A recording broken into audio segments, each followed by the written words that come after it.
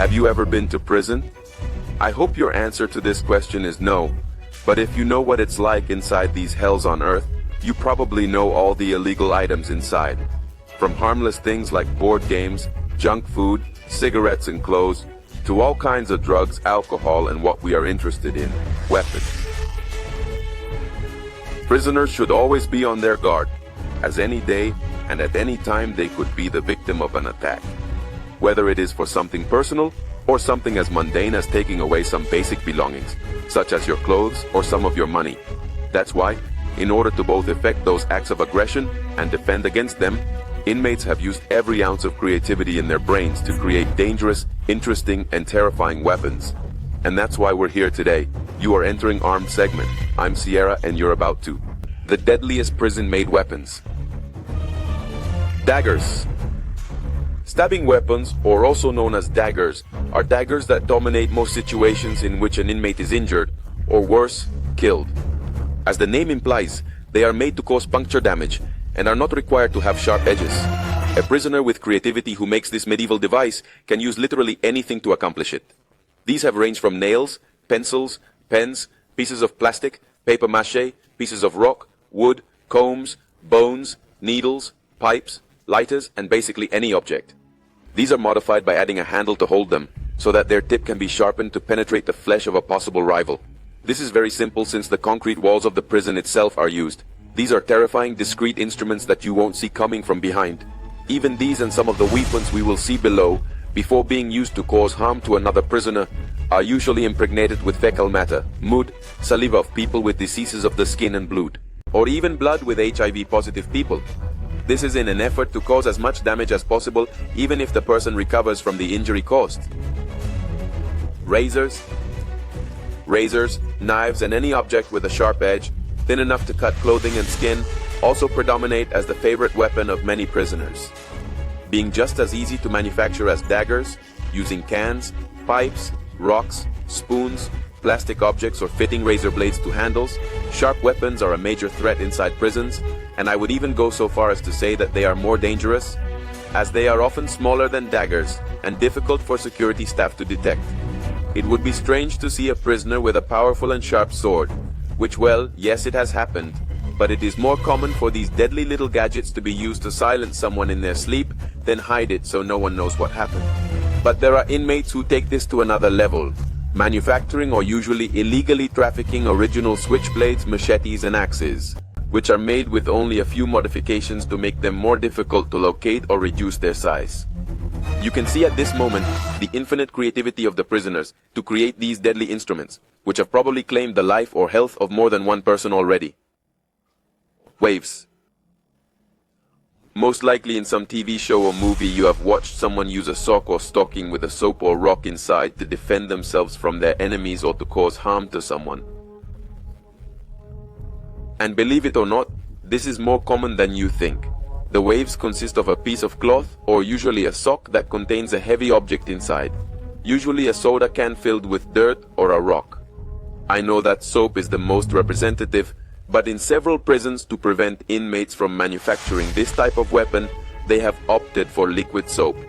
At first glance, this does not appear to have the force to hurt someone, and you would think it would cause the same effect as just throwing the object at someone using the can apply two forces to this weapon for use. The first and most common is to use it as a hammer, to repeatedly hit an opponent. The heavy object inside causes a rotational tension to the sock where it is located, which will give much more speed than you could give hitting only using your arms. The movement looks clumsy and somewhat strange, but if you received a blow of this in the head, you would end up on the ground in great pain, rocked or dead with injuries to the skull. And the second is to use it as a projectile, spinning the wave in question several times on its own axis, thus accumulating a large amount of kinetic energy, and then just releasing it and letting the sock with the heavy object inside travel at high speed to its target, causing enormous blunt damage and even death if it hits the head. Projectile weapons, don't get confused, they are not firearms yet. Since we took the subject of throwing projectiles at rival prisoners, it is time to talk about weapons designed specifically for that. Believe it or not, there have been inmates who have made crossbows and full bows. Functional, using little more than a few pieces of wood, plastic, duct tape, office tweezers, toothbrushes, lighters, and pieces of cloth. With wooden arrows, aluminum, and nails, this medieval contraption could take the life of another human being up to 13 meters away. But should you manage to survive one of these pointy objects, you still have to deal with the more than expected infection caused by the dirty and rusty tips of the arrows, which are probably impregnated with fecal matter. However, to attack other inmates silently and from a distance, there are not only these gadgets. In some prisons in southern Latin America, cervatanas made of a metal tube and paper darts with a needle at the end have been seized. The needle is usually impregnated with blood, HIV-positive blood, or fecal matter. But even without these metallic materials, they managed to make the tube and the pointed projectile with only papier-mâché and a bit of ballpoint penning to harden the paper composition. And of course, we can't leave out another well-known weapon, non-lethal at a distance. Handheld catapults, slingshots or slingshots, look like children's toys, although the larger versions are used for hunting birds at short and medium distances or in professional competitions. Launching a rock or metal sphere that travels at high speed thanks to the device's strong elastic band.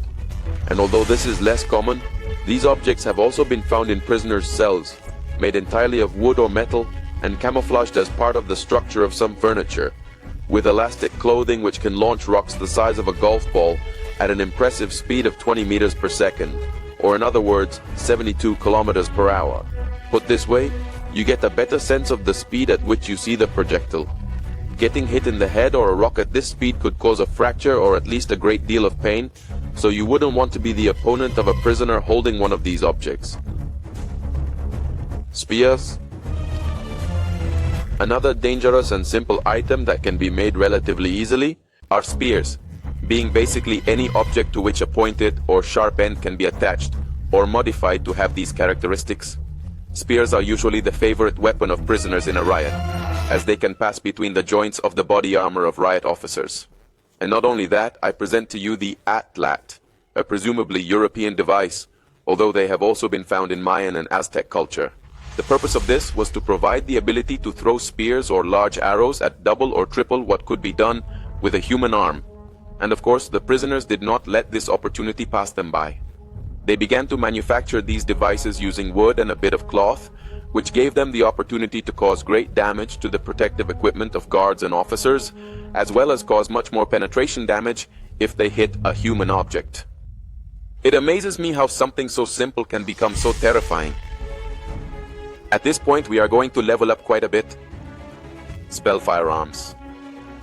I know it's difficult, but it is a reality and more common than you think. Prisoners are able to create functional firearms from pipes, pieces of metal taken from furniture or office supplies, perhaps adding some wood or plastic to give them a more ergonomic shape. Using cartridges of different calibers, which are usually trafficked in by people bringing in basic items from abroad, you might quickly assume from their aesthetics that they don't have the accuracy or power of a real firearm, plus they are prone to explode in the user's hands. However, this has not stopped their manufacture, as most prisons in Latin America, for example, have around 200 to 300 of these weapons per year. Usually the most common of these are those capable of detonating 12-gauge shotgun cartridges because of their high firepower and because they do not require a high level of accuracy to cause considerable damage. Since most cartridges require a rifled barrel for effective ejection of the warhead, in these weapons it would only create a piece of metal traveling at high velocity, but spinning erratically and without the power of a rifled barrel. With something like this. Lastly, and I know the title of the video is Prison-Made Guns, I still had to include this. Firearms. The most dangerous thing you could end up running into inside a prison. Because of the high internal and external trafficking of illegal material, as well as corruption in the prison system, literally any type of weapon has been found in the cells of detainees, from pistols, revolvers, shotguns, submachine guns, assault rifles, carbines, and pretty much any weapon you can imagine that falls roughly in the range of the size of an assault rifle down. Most commonly, revolvers are used to carry out executions inside prison because the casing remains in the weapon after it is detonated, leaving less clues to find the perpetrator.